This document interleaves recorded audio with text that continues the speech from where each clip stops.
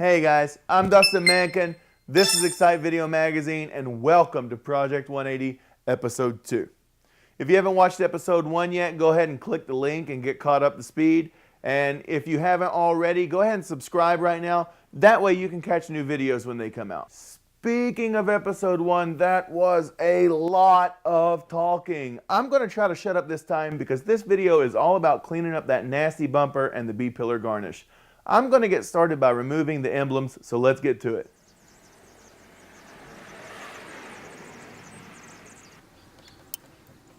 I was going to use fishing line to remove it, but the line was too thin and it broke. So I said to hell with it and I got a screwdriver. You do not want to do this if you care about your paint, but I don't.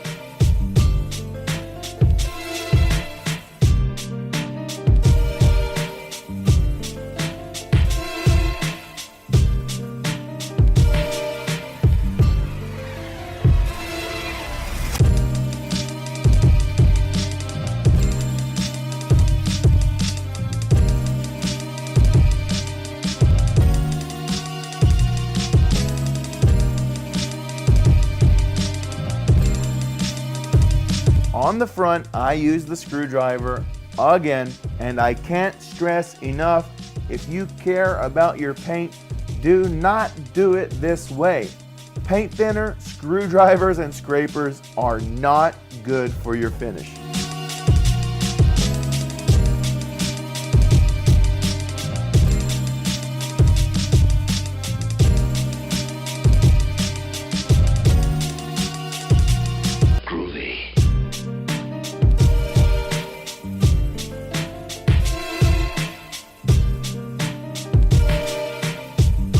With the emblems off, we can finally get to this pizza face bumper.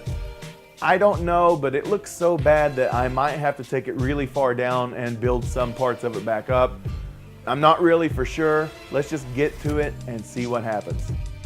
And I know I'm probably getting some deep scratches, but this bumper is so bad that I'm going to have to take it down as far as I can. I don't like to throw anything away, and this bumper is going to need some TLC, but I am going to fight for it. I also know this might not be the right way to sand this down with the block. I had a friend come last year and teach me a lot of stuff about bodywork and how to use a sanding block, but that was about 4 years after this was shot. After an eternity, trust me, it took even longer without jump cuts and 1,000 times speed ups. The only thing left on the top of the bumper was the little indentation for the Nissan emblem. I don't know about you, but I hate sanding in small spaces, and the only way to do this seems to be using one finger and a little piece of paper.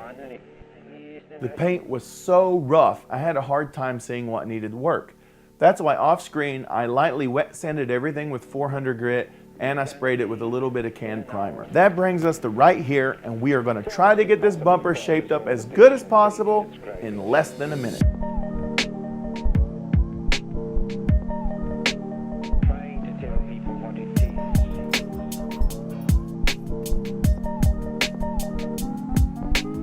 I'm just going to throw this out there. Don't use the filler for bumpers. That stuff takes forever to sand down.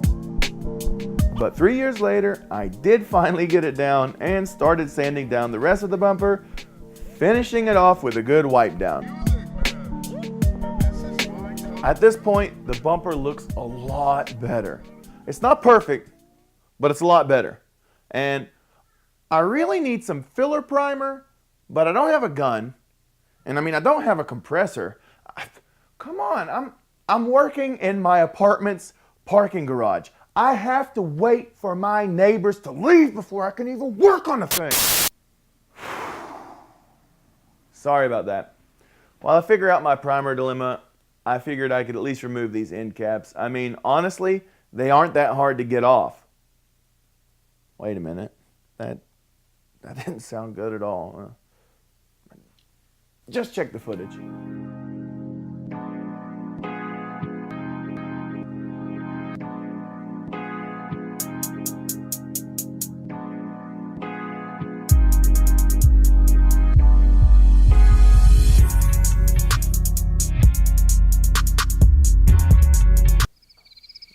That's it.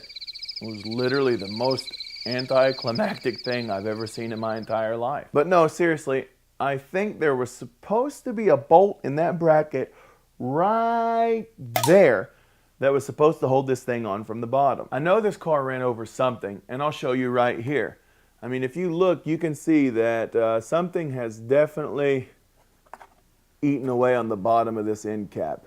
And it's here and here and everywhere. But that's okay. We didn't worry about it because the car's getting a lip anyways, and it would have been a waste of time and a waste of body work. I hope you're still with me after that BS I just pulled, because we're moving on to the last segment of this video. Those B-pillar covers were more cankered up than that $2 streetwalker down the road, and I had to do something about it. Yeah, but you could leave that front bumper looking like a patchwork quilt. Man, shut up with your Bruno Mars looking hat.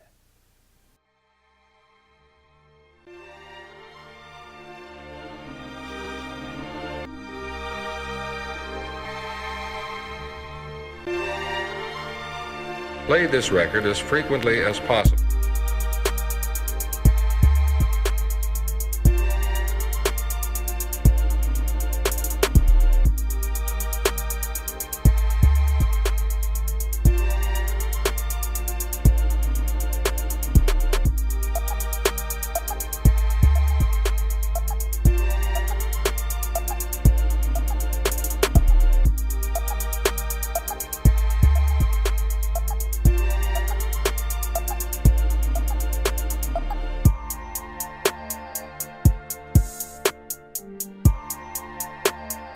And that's it. Just a quick sand down and a respray, and it looks so much better. But if I was being completely honest, I would tell you anyways that it got sanded down again and it got sprayed in Cage 3 black to match the roof because the garage owner thought it would look better. And he was probably right. But that's a story for another episode. And speaking of a different episode, if you for some reason want to see a more detailed how-to on how to remove a B-pillar garnish, I'm going to throw that up next Saturday as a bonus video.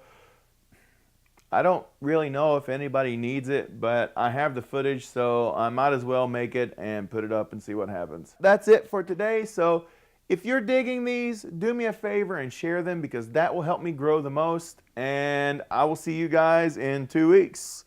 Peace. Of things we know.